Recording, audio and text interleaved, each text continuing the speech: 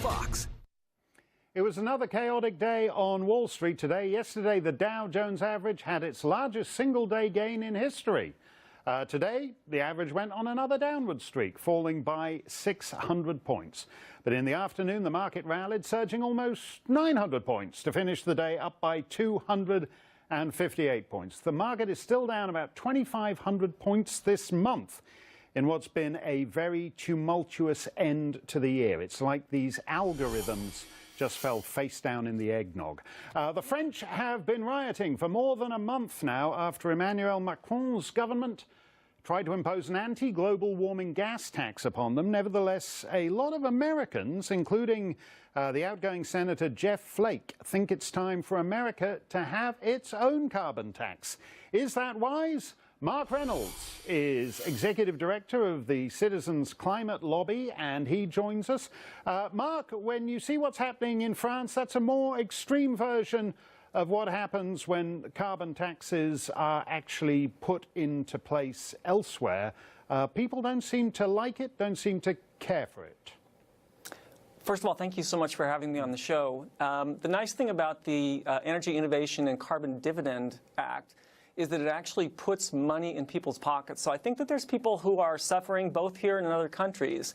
And I think that the reason that there's so much Republican support on both the House and the Senate version of this bill is it actually allocates money back to households so that they are prepared to deal with whatever they have to. And again, it doesn't tell them what to do with that money, just lets them make a choice about whatever they want to do with it. Well, let me tell you, this is the bill that's being proposed in the carbon tax that's being proposed in the United States, which under the proposal supposedly then gives money back to households. But here's one big problem with it, Mark.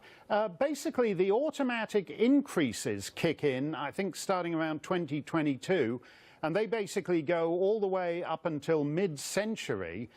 So it's beyond the control of other Congresses. It just becomes like an entitlement program that gets automatic increases every year and is beyond the control. You can't go to a polling station if you don't like it, if the facts change, if the circumstances change. It essentially puts the carbon tax beyond democratic accountability, doesn't it?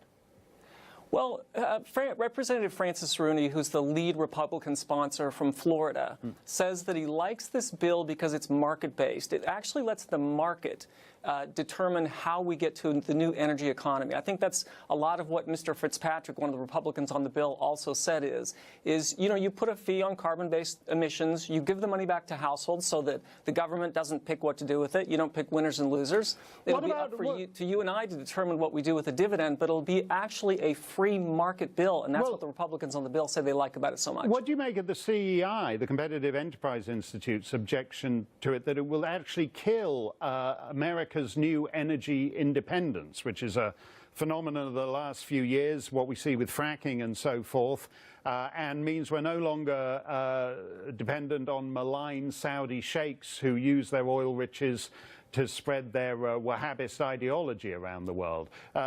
The CEI's view is that the carbon tax is going to kill American energy independence. Yeah, so I think there's something really interesting happening right now. There's actually a race to the new energy economy, and it's probably going to be either us or China. China's making a huge investment in renewable energy, and I certainly hope it's us.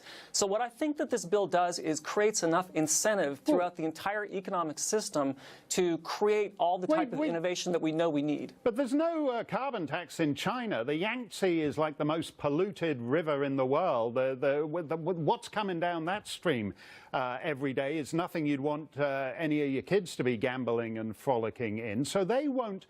What the French protesters object to is that this is their lives. It's not a theory. It's not a macroeconomic theory.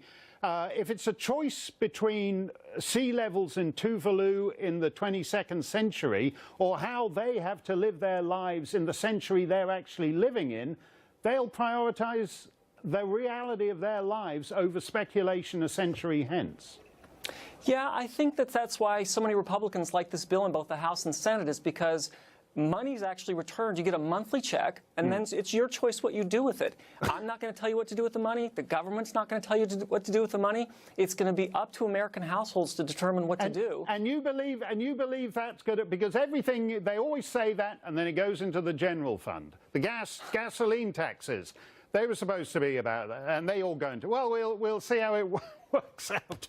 I don't see the public appetite for it, but Mark, thank you for talking with us today, and happy post. And thank you for having me on. And let me just say to the people who are watching, there is one of our chapters in every community out there, from Boise, Idaho to Birmingham, Alabama.